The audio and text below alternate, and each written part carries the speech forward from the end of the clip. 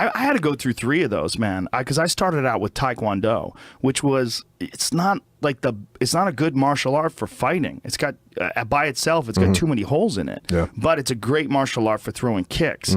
And when I went from that to kickboxing, I realized how easy it was to get punched in the face. And I was like, wow. And so then I started really studying boxing, and I was like, man, my ideas of like how well I can fight are so overestimated. I'm not nearly as I'm good at Taekwondo. I'm not good at fighting. And then I started doing Muay Thai, and I'm like, oh well, fucking leg kicks. Jesus Christ, leg kicks and knees to the body and the clinch. I was like, oh fuck, there's so much I can.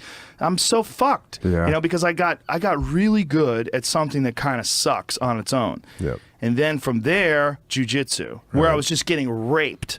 I was like, at least with kickboxing, I could throw kicks, I could move around, I could try not to get my legs kicked, I could try to like be more mobile. Yep. But when I was going into jiu-jitsu as a white belt, I was just getting fucking mauled. So what happens? And then I had to accept it. And then so I literally stopped doing everything else. And they said, oh, I've got to get better at this. There's no way I can. You can't even start like a white, but someone that's never trained jiu-jitsu before has a 0% chance of beating a guy that's a black belt. Yeah, 0. Like 0% chance. They're not going to be able to do it. If you take somebody that doesn't really know how to fight against a boxer, there is a puncher's chance. I mean, there's a puncher's chance. Probably not going to happen. But it's a crazy chance, but who knows? It could, and at least the person that hasn't boxed before has some semblance of an idea of what to do. Right. Block the punches from hitting me and try and punch the other guy. Right. When you don't know jiu-jitsu, you don't even understand what's happening. You're completely lost. Yeah, and there's certain positions, like if you get your back taken or something like that, where you're almost 100% dead.